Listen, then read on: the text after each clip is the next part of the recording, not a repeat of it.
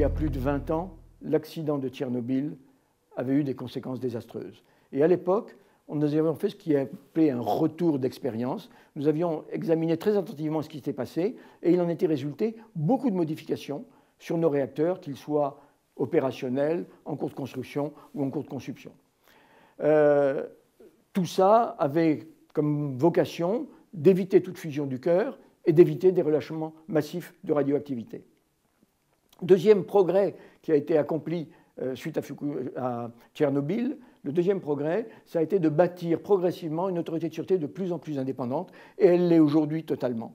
De plus, cette autorité de sûreté peut s'appuyer sur une expertise technique extrêmement forte. Dernier point, ma foi, ne pas se contenter de l'existant.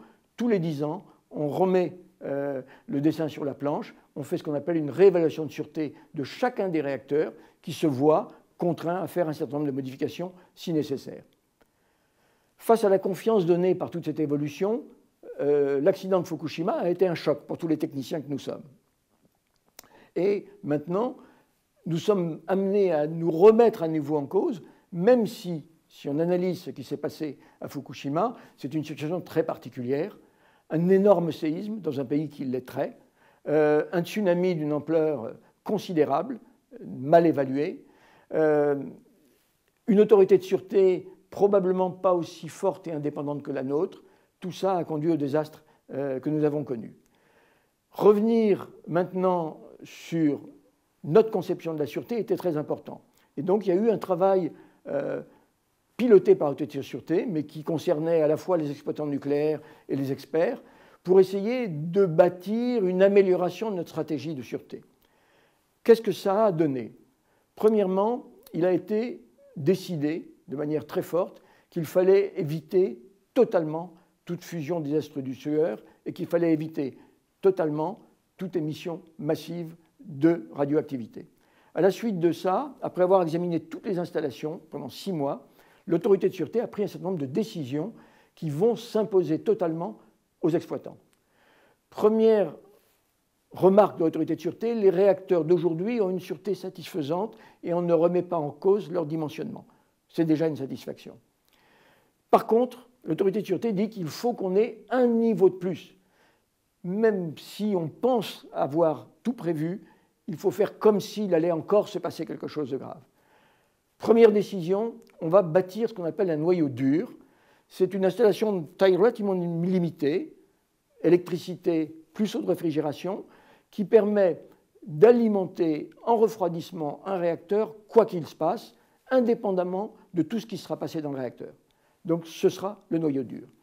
Deuxième contrainte imposée par l'autorité de sûreté, elle va être de veiller à limiter aussi totalement que se peut les relâchements de radioactivité dans l'atmosphère. Et là, on entre dans des discussions sur les pressions et sur les filtrations. Au-delà de ça, on a quand même dit, si un site se trouve sévèrement accidenté, il est fragile, il faut donc le secourir.